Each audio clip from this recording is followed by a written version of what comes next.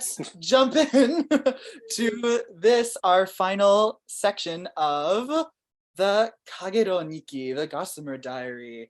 I want to start off by saying, congratulations, you've finished the whole thing. It's not like it's nearly as long as like the Tale of Genji, but congratulations, we've read it all, and I hope you have enjoyed it. It seems like you have based on our discussions, but yeah, so let's jump in. I just have a couple of slides to share before we jump into discussion. I wanted to share a little bit about the overview of this section.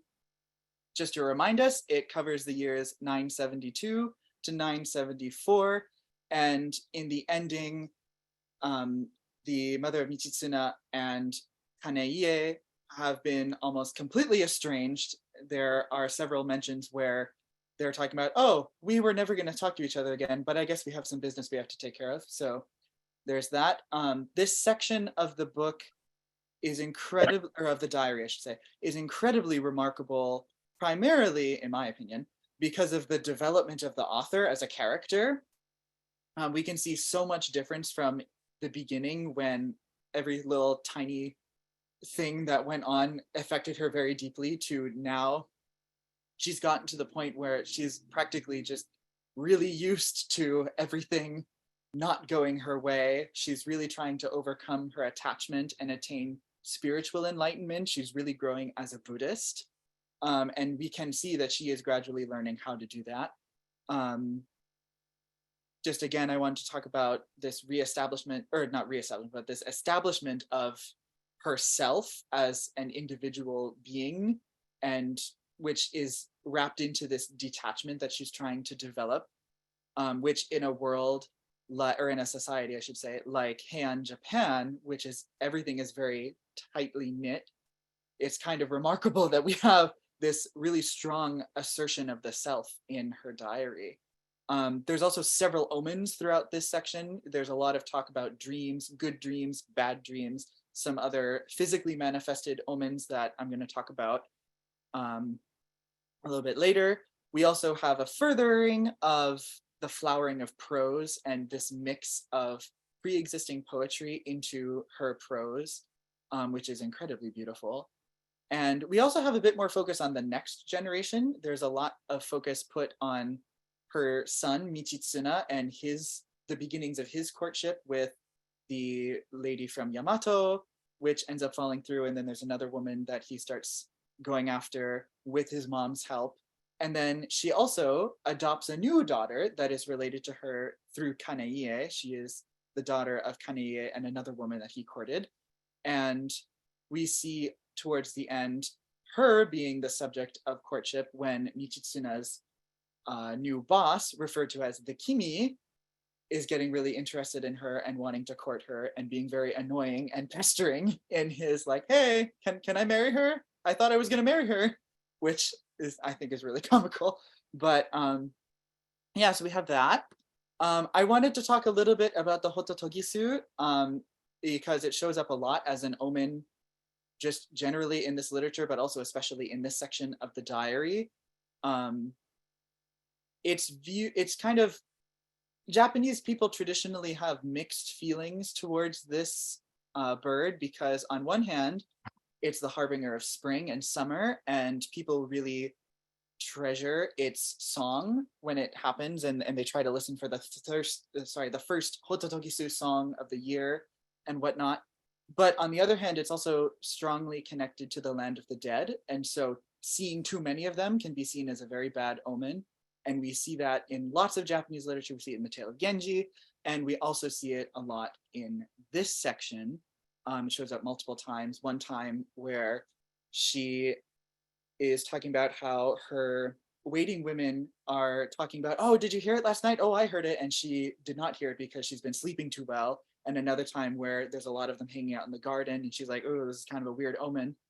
But yeah, lots of omens in this section that I'd love to talk about. I wanted to give an example of the flowering of the prose. We have this section from page 131 in which she writes, the cold weather had finally broken. The wind was neither too warm nor too cold, and I felt relaxed and calm. The wind blowing through the plum blossoms seemed to invite the song thrush. The cocks joined in pleasantly, and on the roof, sparrows flitted about, building their nests under the tiles. The garden was as though released from a prison of ice.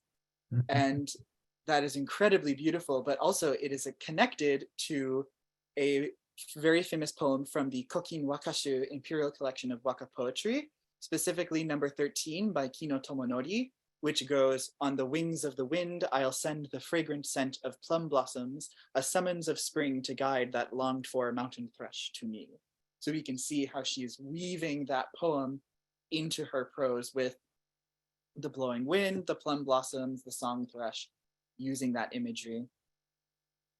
Yeah. I wanted to share a couple critical reviews from modern scholars on this work as well, because I think they're very interesting to think about.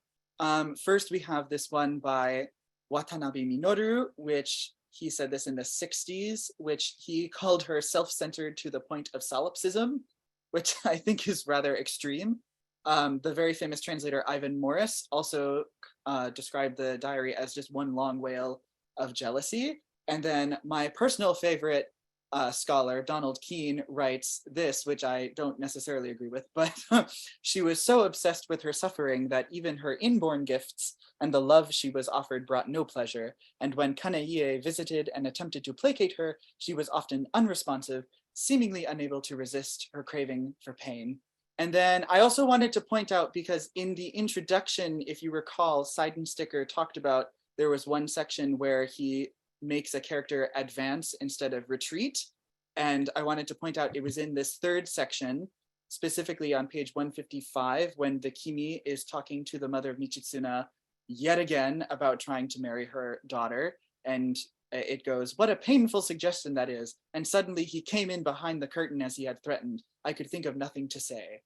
That technically doesn't happen, but Seidensticker translated it that way. And after he caught it, he was like, "Oh, I'm not going to fix it." So I just wanted to share that. So we're taking a break in June and July because I am going to be in a study abroad program in Japan. So I can't run the group, but we'll be coming back in August. And for August, we are going to read Sei Shonagon's Pillow Book, or Makura no Soshi, as translated by Meredith McKinney.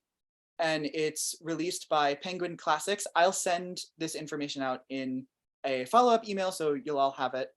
But because this book is really wonderful, it's a really fun read.